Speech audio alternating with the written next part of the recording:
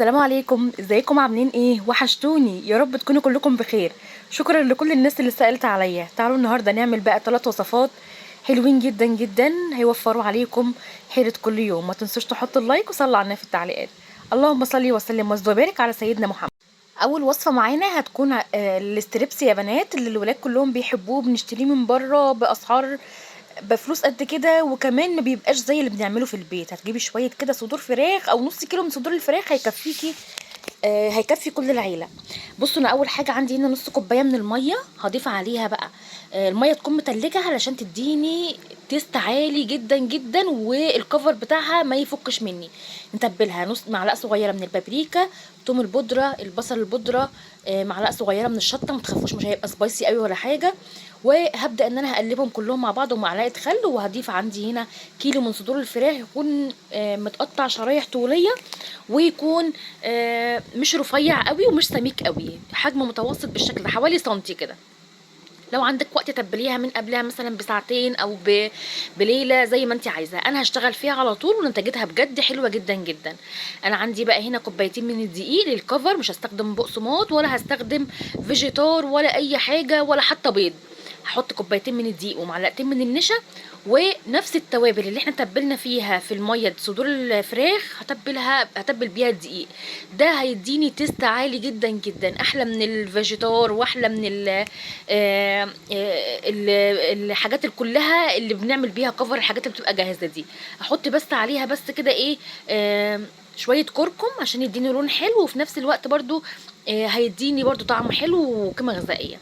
بعد كده هبدا ان انا هاخد جزء كده من صدور الفراخ وهنزل بيهم كلهم في الدقيق مره واحده، وهقلبهم حوالي 10 تقليبات من فوق لتحت، كلهم بالشكل ده.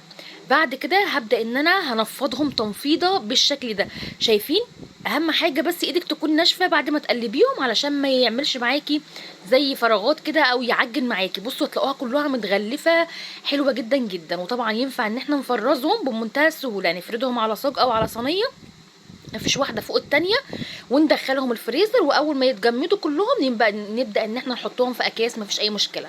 طبعا ده كده بالنسبه لاول كفر. الكميه الدقيق اللي احنا استخدمناها هتعمل معاكي كفر كامل لكيلو الفراخ. لو هتعملي نص كيلو من صدور الفراخ هتعمل لك كميه الدقيق برضو اللي عملناها، هتعمل لك كفرين او مرتين تغطيتين يعني.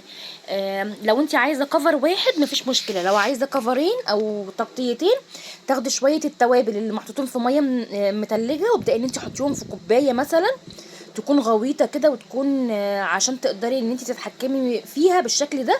وتاخدي قطعه الفراخ تنزليها فيها تاني، وابداي ان انت حطيها تاني في الغلاف اللي احنا عاملينه او الكفر اللي احنا عاملينه. وبعد كده تقلبيها تقلبتين، وتبداي ان انت يكون عندك زيت يكون غزير ويكون سخن، ويكون درجة الحرارة متوسطة. ده كده متغلف مرتين. بصوا، ده طبعا اللي احنا بنجيبه من بره بيبقى متغلف حوالي 3 مرات كمان، بحيث ان هو يوزن طبعا كتير، ويبقى عليه طبقة فراخ صغيرة وطبقة الكفر بتبقى كبيرة من فوق. يعني انتوا فاهمين طبعا الحركات بتاعة البيع دي، مش زي اللي بنعمله في البيت خالص. انا حبيت اعمله مرتين علشان الولاد بيحبوه مقرمش جدا. لو انت بتحبيه نص ونص اعملي كفر واحد، وطبعا بيكون حلو جدا جدا، وكميه الفراخ بتبقى مناسبه جدا جدا من جوه وحلوه، بيكون مقرمش من بره وكمان طري من جوه. بعد ما بياخد لون بالشكل ده بنبدا ان احنا نخرجه، ويستحسن ان احنا نحطه على مصفى او على اي حاجه علشان ينزل اي كميه زيت فيه. ما تحطوش على مناديل علشان ما يطراش معاكي، حطيه على مصفى مثلا، هيفضل مقرمش معاكي. عايزه اقول لكم والله طعمه خطير يا بنات، وشكله بجد في منتهى الجمال والشياكه، وهيكفي كل العيله. وهتقدري تعملي بنص كيلو صدور كميه تكفي 5 افراد. فانا عايزه اقول لكم شويه سلطه وشويه مكرونه وبطاطس محمره، او حتى تعمليها سندوتشات، هيبقى حلو جدا جدا الغدا ده، وسريع ومش هياخد منك وقت. الوصفه التانية بقى عندي هنا نص كيلو من صدور الفراخ، من صدور من من اللحمه المفرومه. احط عليها بصلايه تكون مبشوره ومتصفيه، وبقدونس، ومعلقتين كبار من النشا. الدقيق برضو احط معلقتين كبار، وهضيف هنا كده بيكنج باودر. ممكن نضيف برضو هنا بهارات كفتة، كيس بهارات كفتة جاهزة، او بهارات الكفتة اللي هي عند العطار السايبة، ناخد منها معلقتين كبار ونقلبهم مع بعض بقى كل الحاجات كويس جدا جدا لحد ما تبقى نسيجها مختلط ويعمل خيوط كده، وتبقى ناعمة ومتسمغة كويس جدا. شويه بقى البصل اللي احنا صفيناهم، شويه الميه اللي متبقيين منهم او اللي طلعوا منهم، ناخدهم نحط عليهم شويه زيت، ممكن نحط عليهم كمان معلقه صلصه تديني لون حلو قوي. بس بما اني اصلا مش محتاجه لون الكفته في حاجه في الوصفه دي النهارده، فانا هعملها حاجه مختلفه. ممكن ان انتوا ما تحطوش صلصه ولا كاتشب ولا حاجه زي ما احنا متعودين مع بعض.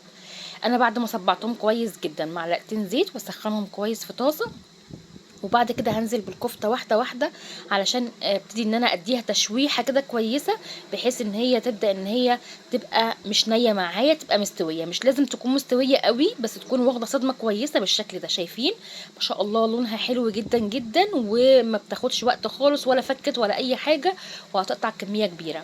في نفس الطاسه بقى هزود معلقه زيت او زبده، وهحط عليها يعني عليها بقى شويه من البصل او الفلفل الالوان او الفلفل الحار اخضر زي ما انتوا عايزين، بصلايه وفلفلايه طماطمايه، يعني شويه كده خضار، بحيث ان احنا عايزين نعمل زي تسبيكه نحط فيها الصلصه دي، نحط فيها الكفته دي، ويبقى طعمها حلو جدا.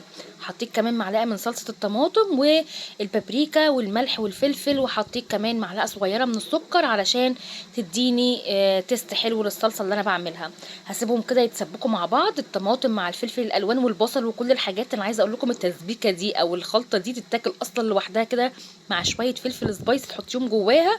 انا ساعات بعمل الخلطه دي بخليها حلوه جدا في اي حاجه، هي بتنفع في اي حاجه عايزه تحطيها فيها، صدور فراخ او اي حاجه بتنفع، بتبقى حلوه جدا. هنزل فيها الكفته واخليهم بس ياخدوا غلوه كده مع بعضها مع بعضهم كده مع بعض. ودي كده كفته زمان كان في كفته كده بتتقدم في الافراح بالصلصه. انا عايزه اقول لكم كانت بتبقى طعمها حلو جدا، شبيهه للكفته دي، وطعمها بجد في منتهى الجمال. كمان بنزود الكميه بالصلصه والحاجات اللي احنا عملناها الخلطه دي، نقدم مع شويه رز ابيض بقى او شويه رز بشعريه زي ما انتوا عايزين، ومش محتاجين كده كده حاجه خالص جنبها، فيها الخضار وفيها البروتين والنشويات، فيها كل حاجه. تقدروا تجربوها حتى لو في ربع كيلو لحمه مفرومه هتكفي عيله كبيره ان شاء الله. جربوا الوصفه دي وقولوا رايكم فيها، وما تنسوش طبعا اللايك والمتابعه، وتصلوا على النبي في التعليقات. الوصفه بقى اللي بعد كده انا عايزه اقول لكم بقى مشهوره جدا جدا، واتشهرت الفتره الاخيره، وانا مصوراها اصلا من فتره طويله، بس ما كانش عندي وقت ولا قابلية، ولا يعني عايزاكم تدعوا لي دعوة حلوة كده في التعليقات ان انا انزلها، مع اني كنت مصوراها من فترة طويلة، بس ما كانش ليا خالص نفس للشغل ولا لأي حاجة. بصراحة انا نفسي مسدودة عن الدنيا الفترة دي.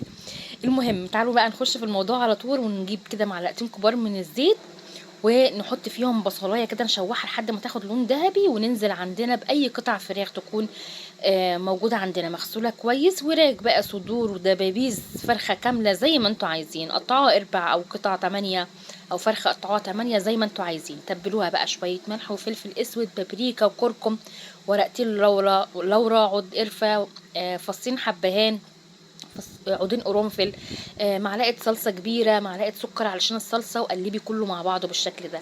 انا عايزه اقول لكم كرمله البصل مع طعم التوابل ونكهه التوابل ومعلقه الصلصه اللي احنا حطيناها، انتوا هتشموا ريحه في حياتكم ما شمتوها بجد، يعني الريحه حلوه قوي.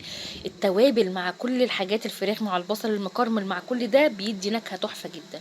انا هحط عليهم 3 اكواب من الميه، وهحط كمان معلقه ملح، وهسيبهم نص ساعة على نار هادية لحد ما يبدأوا ان هم يستووا معايا.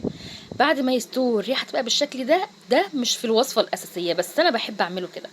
هبشيل الفراخ من الشوربة دي أو من الصلصة بتاعة الطماطم الخفيفة دي، وهبدأ إن أنا هضيف عندي كوبايتين أو نص كيلو من الرز المصري أو البسمتي زي ما انتوا عايزين، بتعملوه بأي رز انتوا عايزينه زي ما بنعمل الرز العادي. هرجع الفراخ بقى دلوقتي فوق الرز بالشكل ده، وهغطي عليها نص ساعة كمان تستوي براحتها، والرز يتشرب وكل حاجة تبقى تمام. طبعا الفراخ اصلا من الاول مستوية، بس انا الرز بيستوي مع الفراخ على نار هادية علشان كل حاجة تستوي يعني على البخار براحتها كده. هدي للرز تقليبة كده، انا شلت الفراخ علشان هي الوصفة الأساسية الرز بيتقدم مع الفراخ كده تكون طعمها عامل زي المسلوق، أو زي يعني فيها تحميرة بسيطة اللي احنا عملناها في الأول. بس أنا بحب إن أنا أحمرها في الإير فراير، كنت أحمرها في الفرن وتتقدم على الرز كده تكون شكلها حلو. الرز بقى، شويه الرز اللي هم في القاع في الاخر دول، عايزه اقول لكم طعمهم يجنن يجنن بجد. هتقدمي الرز بتاعك مع سلطه الدقوس، وممكن تحطي بقى الفراخ زي ما قلت لكم، حمريها في اير فراير او في الفرن، وحطيها فوق الكبسه، بيبقى شكلها اظرف بكتير من ان هي تكون شكلها عامل زي المسلوق. وجربوا بقى طريقة الكبسة بتاعت إلهام دي، جربوها بالطريقة اللي أنا بعملها دي، مختلفة شوية عن الطريقة العادية، بس الطريقة دي أحلى كتير. أنا بحب أعدل على الوصفة وأعملها، لو في حاجة ترند بحب أعدلها وأعملها بالطريقة اللي بتريحني أنا، مش دايما الترندات بتطلع أحلى حاجة.